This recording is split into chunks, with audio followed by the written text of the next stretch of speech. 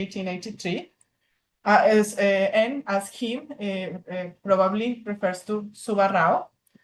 In the name of the Dian and Chohan Rinpoche, what ails him? There he is, 5 pages, and not one word about sending CCM, probably Massey, Hume's letters, keeping them confidential and sending them back without fail.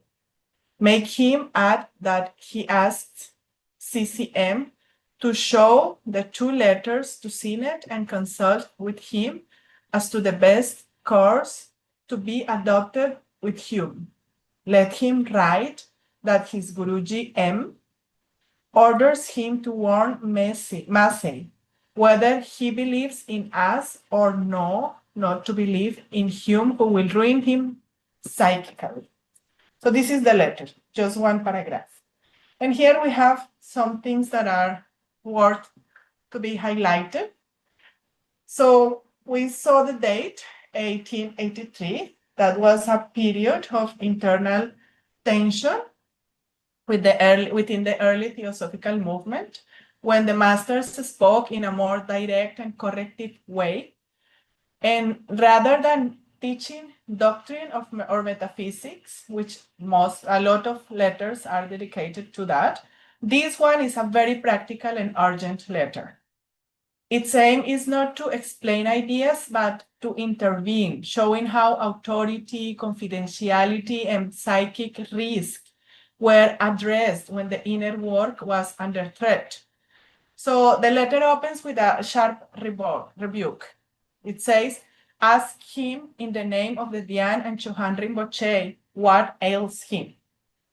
Here it's invoking the highest spiritual authority to signal that something essential is out of alignment rather than merely mistaken. And this becomes like evident in the following complaint when it says, there is 5 pages and not one word about sending Hume's letters.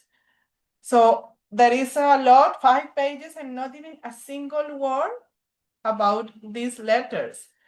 So this is like a neglected requirement that is then stated with uncompromisingly clarity.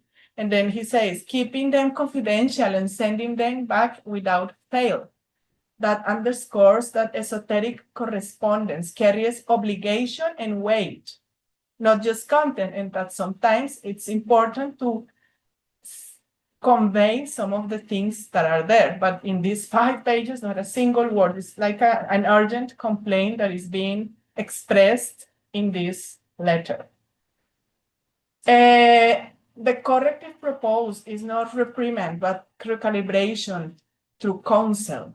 And the letter says, make him add that he asks CCM, Massey, to show the 2 letters to Synod and consult with him as to the best course to be adopted with Hume.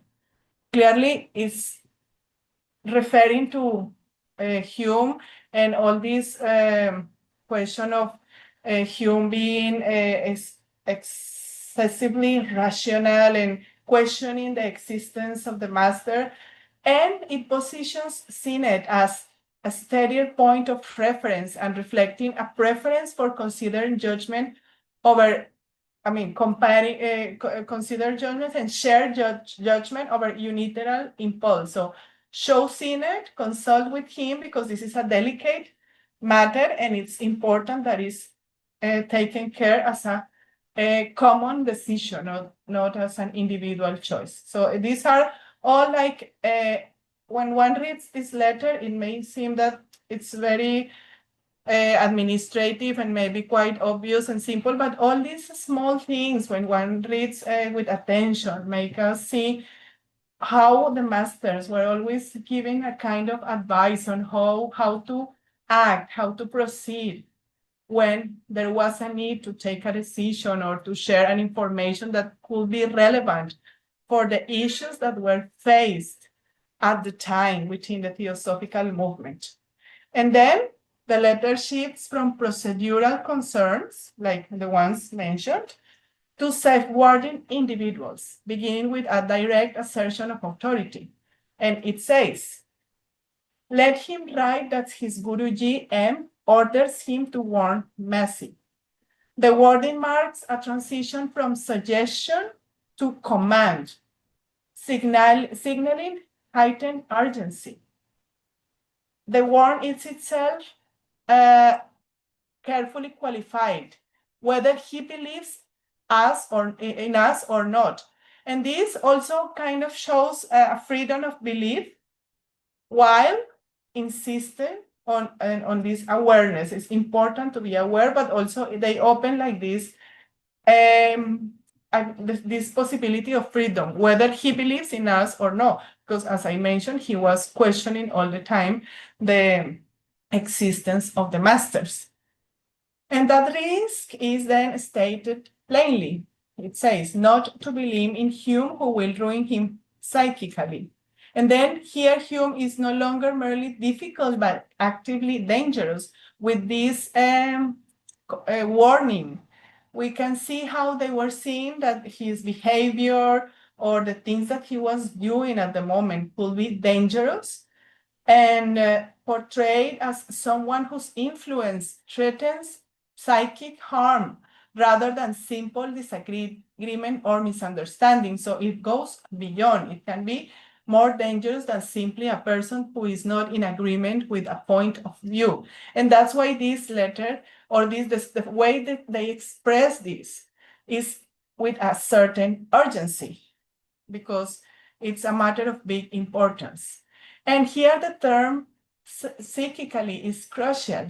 In the theosophical usage, it does not primarily mean psychological or emotional harm, but it goes beyond, as we know, the sevenfold constitution of the human being.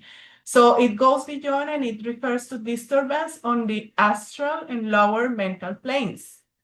And here, to ruin someone psychically implies weakening discrimination or viveka, entangling the person in illusion, maya, and disturbing the inner equilibrium through subtle emotional mental influence. So it goes beyond the simple psychological or emotional harm. It's more serious when we really understand the big scope of what theosophy takes into account when talking about the human being. Psychic harm is cumulative and often invisible to the intellect. So you really have to understand and going deeper to be able to really comprehend what kind of harm can be inflicted upon someone. And this is why the warning is very, very emphasized in the letter. So the letter stresses the role of one entrusted with confidential correspondence, making clear that the intermediary's function is defined by responsibility and trust rather than authority.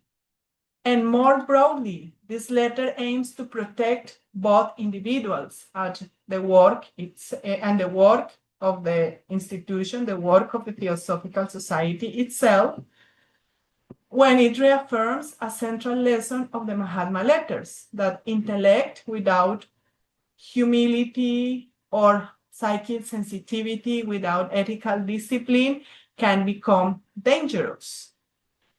So true discipleship is shown not through brilliance or influence, that was the kind of character that Hume used to have, very intellectual, very knowledgeable, very influential, but the true discipleship is really shown through balance, restraint, and especially discernment. That's why it's so important to protect this quality of discernment of the individual. And that's why they stress to protect him psychically, because this disturbance means to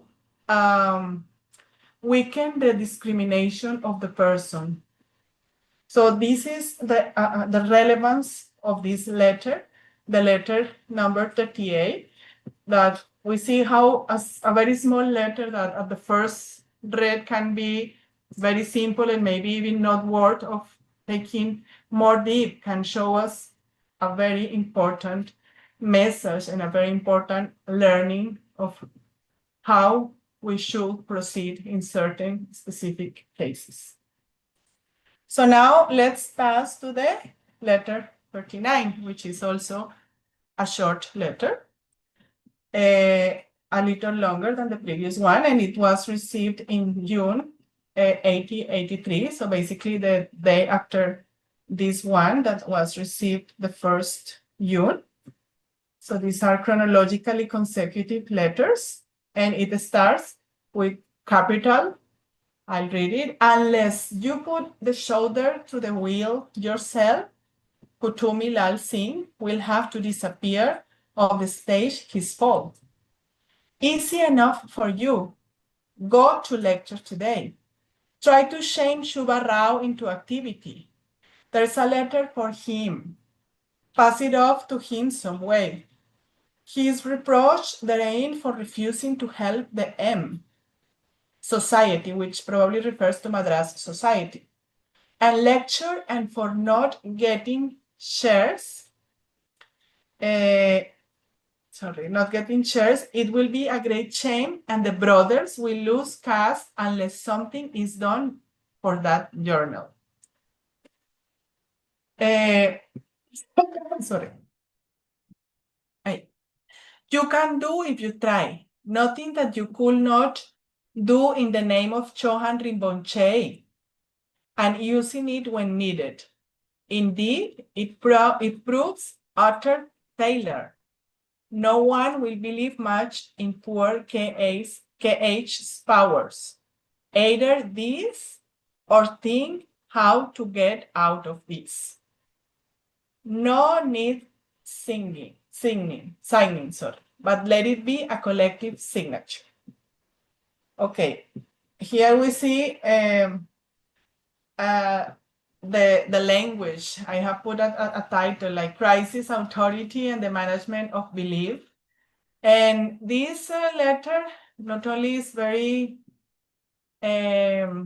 like precise and hard, one could say in some moments in the language, but it shows how spiritual authority was maintained during an organizational crisis in the early Theosophical Society. It reflects the use of urgency hierarchy and coordination to protect the Mahatma authority at a difficult moment, inner authority, of course. The letters opens with the note that is received on June 2nd, 1883. So that places it during a troubled period at Madras, because the journals at the time were publishing a lot of information, and that information was making the TS struggling between the support from key Indian figures or others that were awakening. A lot of things were coming, a lot of comments and a lot of information, and even some false information was going on at that time. So a lot of key Indian figures were withdrawing, or their support was weakening. And the credibility, and also because of this all Hudson report and Hume's questions and Hume's doubts of the existence of the Mahatmas, etc. So the credibility of the Mahatmas was decreasing, and at the moment it was needed increasing success of the organization to show the kind of work that the organization was doing. So the first substantive sentence takes the form of an ultimatum. Unless you put the shoulder to the wheel yourself, Kutumi Lal Singh will have to disappear off the stage this fall. This is an ultimatum. Whether you do this, or Master will disappear from your view, from the stage. The phrase "put the shoulder to the wheel" demands direct personal action from Olcott. What is at the stake here is not not KH metaphysical existence, but also his public presence, to name it in a way. And this disappear of the stage signals loss of visibility, influence, and credibility. The letter openly acknowledges that the activity of the Mahatma depends on human effort and institutional viability. And then the letter gives an urgent order and says, go lecture today. Go lecture today. The goal is clear. It also says, try to change Subha Rao into activity, using moral and reputational pressure since his public support was vital. At the time, I mean, we know Subha Rao was a very remarkable theosophist who had a very big public presence and who was had a knowledge that was enormous. So his support at this time in which the credibility and influence of the institution was and the master was being questioned was very important. And this pressure is backed by the letter when it says, but another letter that is mentioned in this letter, when I'll read, there is a letter for him. They wrote a letter for Subha Rao, and the letter prompts all to pass it off to him some way. They really need that Subha Rao comes into public activity, so his public support will help the institution at the moment.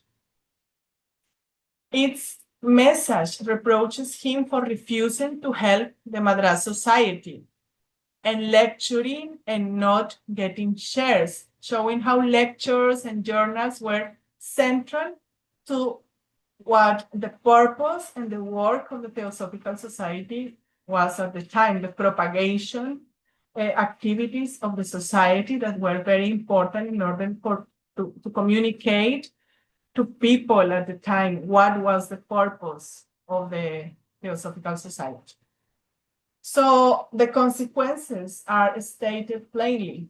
It says, it will be a great shame and the brothers will lose caste unless something is done for that journal. Prestige depends on institutional success. Still, confidence remains. And they say, you can do if you try. So there is confidence. You can do if you try. It's a matter of put the shoulder to the wheel and it will happen. You just have to try and do something about it. And they even authorize the use of higher authority. They say, in the name of Chohan Rinpoche. The letter admits the stakes. No one will believe much in poor KH powers if it fails. So the choice is final. Either this or think how to get out of this. This is again the ultimatum. Whether you do this or what are you going to do? Please, wake up kind of thing. It's kind of a wake-up call. Authority is to appear collective, not personal. And then we know that because they said no needs signing, but let it be a collective signature. So when we take this letter, that also seems very small and maybe at the first read cannot seem so important, we see that the letter 39 of the second series annotated by General Yadasa functions as a document of crisis management. It reveals a spiritual movement that is at the moment under pressure due to all this negative publicity and false comments that were done at the time. Dependent on journals, on lectures, public propagation. That has not changed much. We all need the public propagation for let the world what Theosophical Society is about. Depending on cooperation, and that also has not changed. We need cooperation in order to continue the work that was started a long time ago, 150 years ago. and acutely aware that belief and authority must be actively sustained. Historically, it seems that it's something that is a constant in the Theosophical Society and the Theosophical movement. So letter 39 shows the Mahatma authority as embedded in human systems, capable of influence, but also vulnerable to failure or loss of prestige. And in that realism, I will say, lies its lasting significance, because it is a reminder that we at any moment can not only be capable of influence for a betterment of the world, but also that we have to be very careful, very observant of our public activity in order not to become vulnerable to this kind of losing of the failure, we could say, or this kind of increasing the image or success of the organization. So this is like one of the main things of this letter 39. So as we can see, letter 38, letter 39, both address practical, administrative, and contemporary problems at the time that they were sent and received by Colonel Olcott. As we know, he was the administrative part of the Theosophical Society at the time, the president of the Theosophical Society at the time. And last, we have the letter 40, which is a letter from the Master Hilarion received on June 6, 1883. So it's also a very contemporary letter from the two previous ones, just 4 days after the second and 5 days after the first that we have read today. And Colonel Olcott writes in that day in his diary. He said, had nice test, peace AM. Couldn't decide whether to accept invitations to Colombo or Allahabad first. Put Avinath Shiv Banerjee's letter in shrine, locked door, instantly reopened it and got the written orders of Maha Sahib through Hilarion in French. Oh, this is a letter that was written in French. So we have in the book, we have the French version and the translation. And probably the reason why it was written in French has to do maybe because French was understood by the intended recipient, because Olcott was able to read in French, which kept, and other people were not able to do that. So this kind of kept the message restricted. But also being in French, that gives it an air of seriousness and esoteric authority. And especially maybe because it distanced it from British colonial associations made with the English language, and strengthened the impression that it came from a higher, non-ordinary source. I mean, this could be the reasons why the letter was written in French, but these are only my hypotheses. I don't have any fact, but I think that could be the reason why it was written in French. So I continue reading the note, the footnote. It says, "Done while I stood there, and not half a minute had elapsed. The Master H was in Bombay on February 19, 1881, when he visited both founders. Colonel Olcott does write in his diary, Hilarion is here en route for Tibet and has been looking over in and through the situation. Finds B something morally awful, views of India, Bombay, the TS in Bombay, Ceylon, England, and Europe, Christianity, and other subjects highly interesting." So that was the note, that was that day that the letter was received in Colonel Olcott's diary. Now let's read the letter and comment the letter. It says, "Maha Sahib, with whom I am at the moment," meaning Master Hilarion was at the moment, "orders me to say that the most reasonable plan will be to tour in the districts nearby for a month. from Tinebelly or even Malabar, the colonel could go to Colombo for a few days, but only for a few days, to encourage them and to recharge them with his personal akasha, which cannot fail to be beneficial to them. The branches in the south have need of his vivifying presence. Going round about within the presidents, he could thus be recalled immediately to headquarters, should there be need.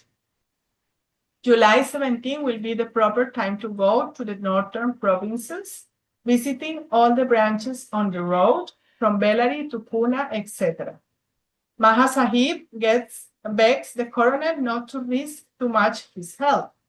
His advice will be to put a magnetic covering on the heads of 3/4 of the people here and to try and enter into relation with the Rajash of Venkatagiri and Vizianagaram. For that, there is enough time till June 17. Let him make a plan and present it.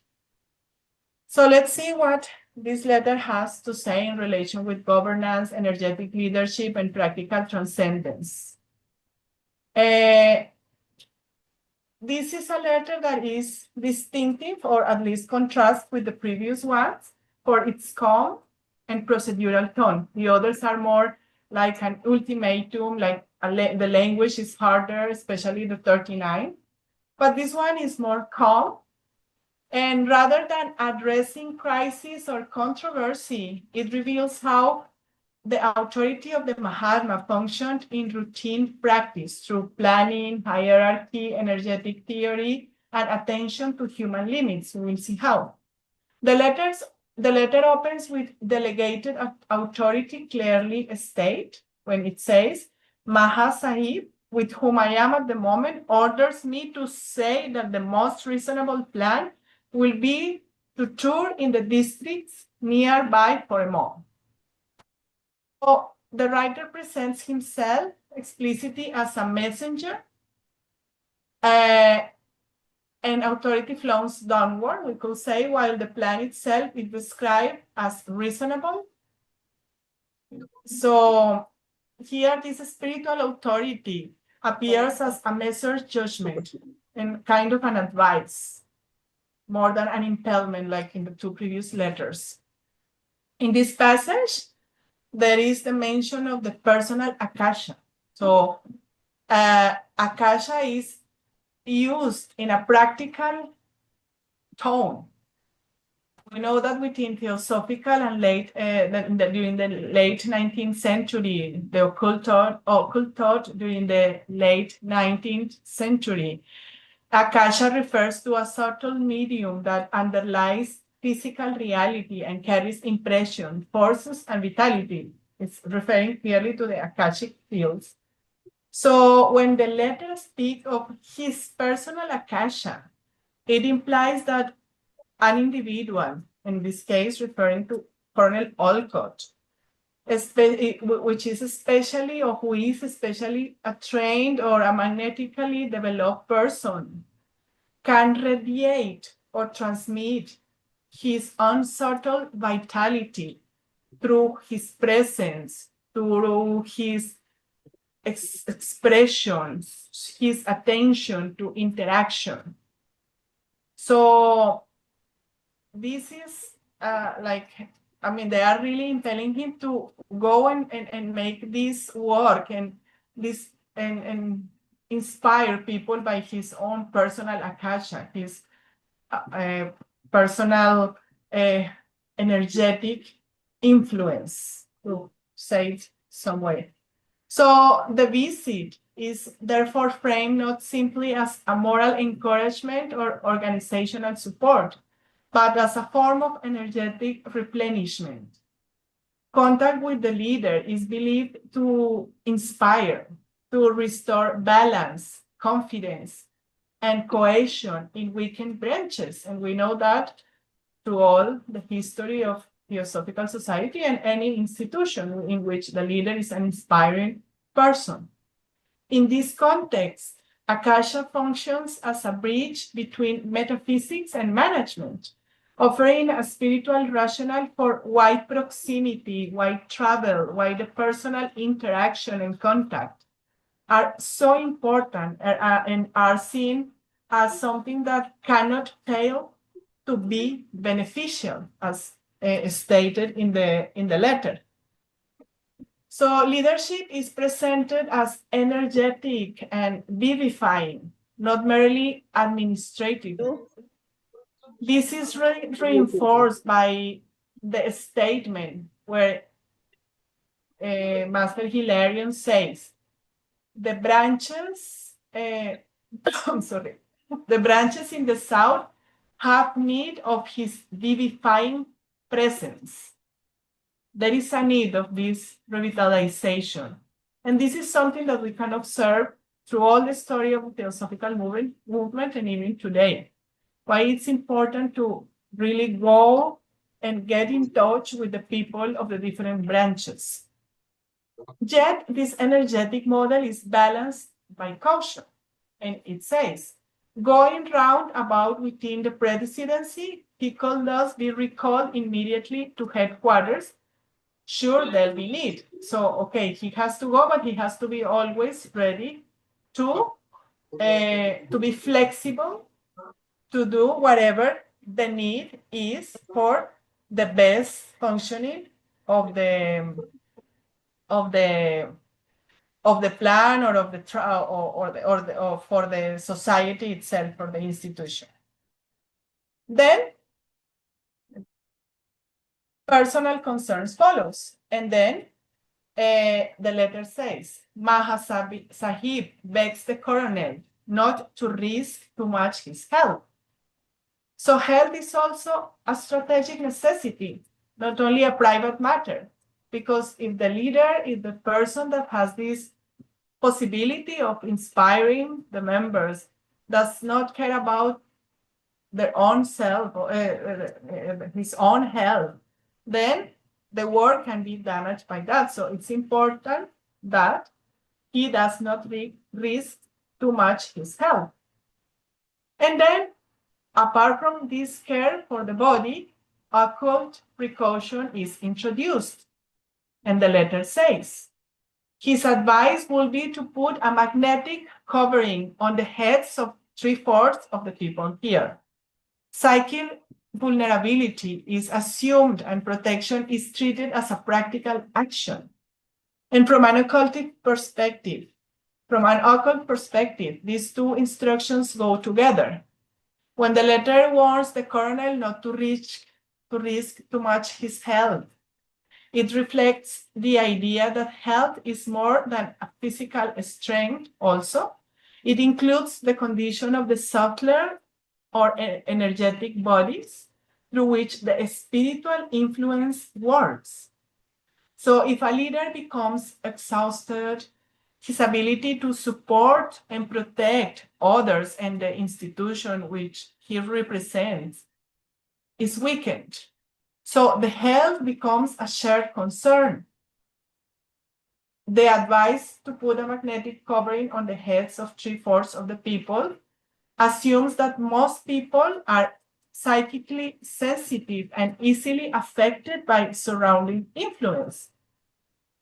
And this magnetic covering means a form of energetic protection that is meant to steady the mind and emotions and keep harmful influences out. So seeing together these two instructions about the health and the protection, energetic protection, show a practical approach to occult leadership, where protecting the vitality of the leader while also strengthening the psychic boundaries of the group are important for the work to continue in a safe and smooth way. And I think this is a thing that we all can apply in different moments and different dimensions of our life. And then the letter turns to political strategy. And it says, and to try and enter into relation with the Rajaks or Venkatagiri and Vizianagram. This shows engagement with Indian elites that is presented as an essential thing in order to get legitimacy and stability in those harsh times that were lived administratively at the Theosophical Society. So taken as a whole, the letter functions as a guide for organization and leadership, assigning duties, limits, looks after health, limitations, and the management of the protection of the different aspects of the human being, not only the physical one. Seen in light of the occult, this concern for vitality and protection is not just a practical thing, but a way of keeping a spiritual energy working properly, because it is needed for the work to be done in the proper way. So these are like the 3 letters that I had to share with you today. Again, I say there are 3 very short letters, but if one goes line by line and put them in context with what was happening at the moment within the Theosophical movement and with the things that we see from the Theosophical perspective as this centennial constitution of the human being and how these other layers work, can give us a very wide vision of both sides, the administrational point of view, to call it in some way, and the energetic and point of view of how to deal with these two simultaneously for a betterment of the society, of the work, and a protection of the workers and also the institution and the work. So that's it. Thank you for your listening. And okay, I guess now we go to the translation in Hindi. Thank you very much.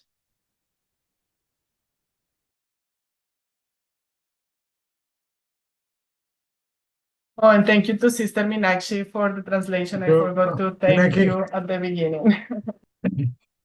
Yes. Thank you Yes. सबको नमस्ते और thank you sister Catalina.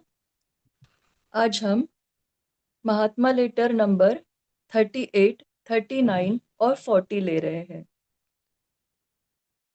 Letter number 38, यह पत्र master M colonel ओलकॉट को लिखते हैं 1 जून 1883 में।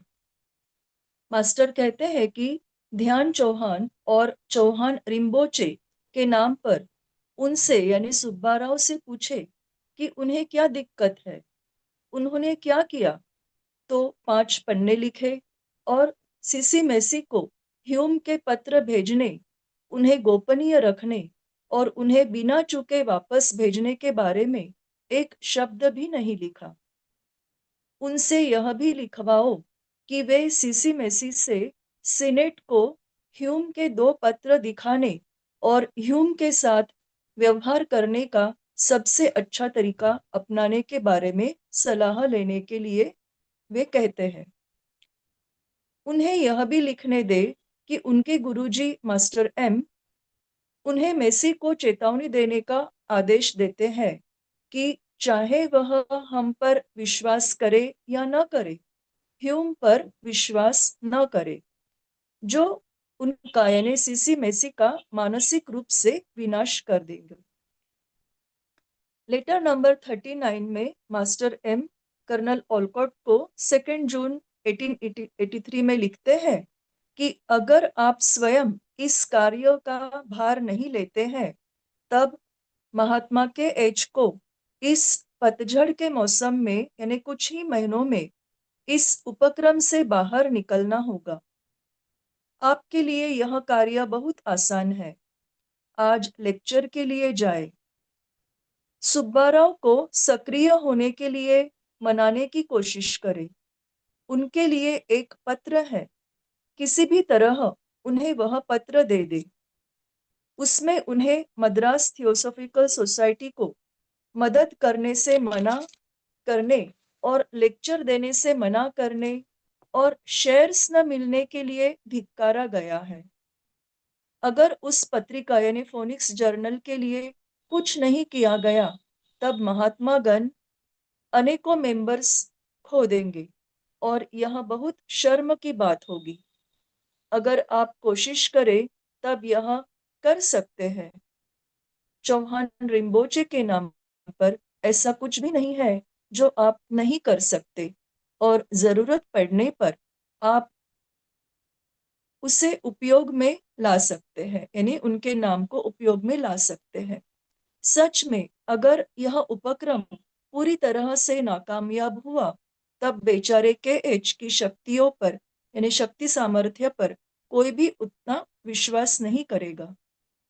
या तो ऐसा होगा, या इससे बाहर कैसे निकला जाए यह सोचो।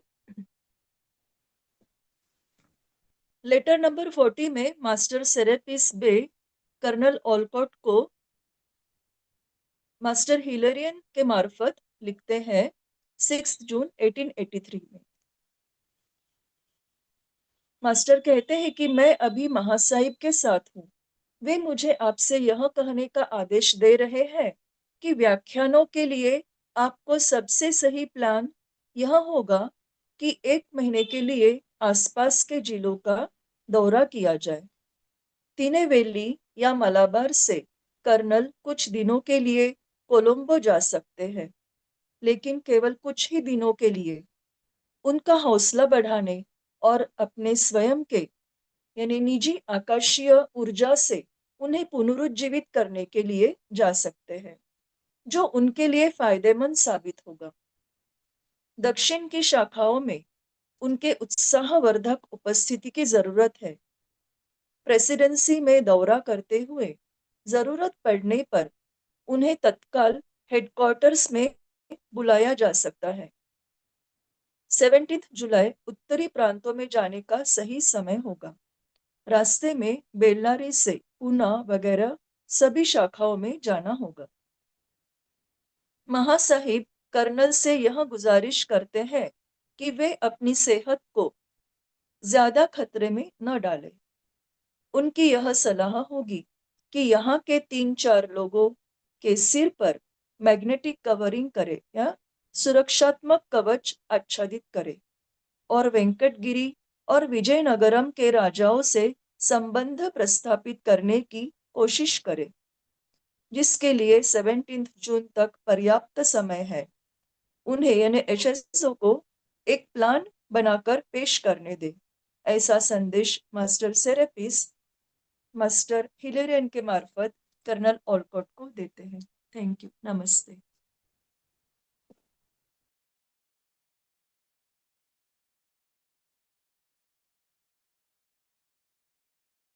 Yes. Now it is open for any question on the side of the participant who are here, or they can share any thought.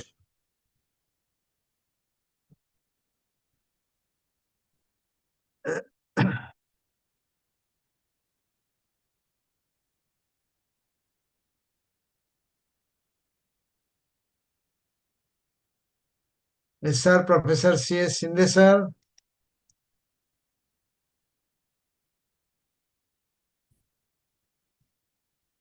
No, well explained by. Yes. Nothing to comment. Actually, she has explained very well and projected all the things. Even translation was also appealing. It all reminds us the human beings are same still. Same kind of problems we face. And Right, the sir. higher authorities must come to solve those problems, manage those management, and proceed with the theosophical teaching. That is what masters were doing that time. And now the seniors are doing to bring the harmony in the theosophical society. We are Yes, not sir. much changed. That is what it seems when we read such letters. What AO Hume and AP Senate were doing, we are not much different from that. Catalina has explained very well how the management of the society was governed by the hierarchies, inner government that time. So these letters takes us to the past, what happened in the past. So unless we learn lessons from this history, we cannot take a step forward in Theosophical Society also. Thank you, Catalina, very nicely. All uh, mm, PowerPoint points were very expressive and very nice, and your summary below. I think it is your summary, no? Yes, Yeah, yes. Yes, very sir. nice, very nice. That Thank you, summary Professor. itself gives a very good clarification. Thank you very much. Thank you. Thank you, thank you. Sir, here, excuse me. Letter number 40, 2, 3 points, I just repeating it again. The branches in the south have need of his vivifying presence. So while we are acting for the Theosophical Society, doing our work, we need to go round. We are going round about within the presidency. He could thus be recalled immediately to headquarters should there be need. So, particularly in the case of Dr. Radha Banya, she almost moved many parts of India, not only India, but the world around. That is the reason she could wrote so beautifully in the Watchtower, and which is published by world around us. So, office bearers are important persons of Theosophical Society. They should move branches. Of course, among us, many are doing that, but we need more because in Indian session there are 25, 26 or 24 now. One just gone to peace. National lecturers said they should move uh, different parts of India so that the laws can be activated and they actually branches uh, need the presence of vivifying effect. Then what Alcott here mentioned about the Alcott, visiting all the branches on the road from kindly see Ballery, it is very important, not important, but is a very well organized Ballery Theosophical Society. So Ballery to Punna, Alcott will go by road, and while moving in the road, he will visit all the branches. I doubt whether we are doing it at present. When from particular Ballery to Pune, maybe 1,000 or more than 1,000, Sindesar must be aware of it. Distance must be 1,000 or 2,000 kilometers. He will move by the road, and Alcott, we know Alcott is moving through bullock carts and other vehicles available at that time. So Ballery to Pune, visiting all the branches on the road. That is all. And the second thing, which third important point, Mahasai begs Colonel not to risk too much his health. While doing our theosophical work, we should be aware of our health so that we can be cautious uh, not to take risk of our health. Anyway, thank you. Anyone would like to add? Lakshmi is there.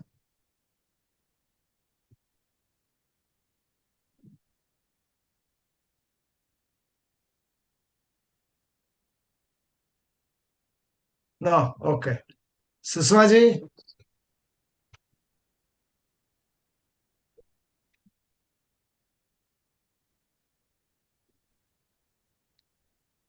No, sir, I don't have to say anything. It's very Okay, clear. ठीक. So let us close this. We'll have another 2 minutes to close. So we'll closing. Susmaji, you can Okay. close by closing with a closing prayer.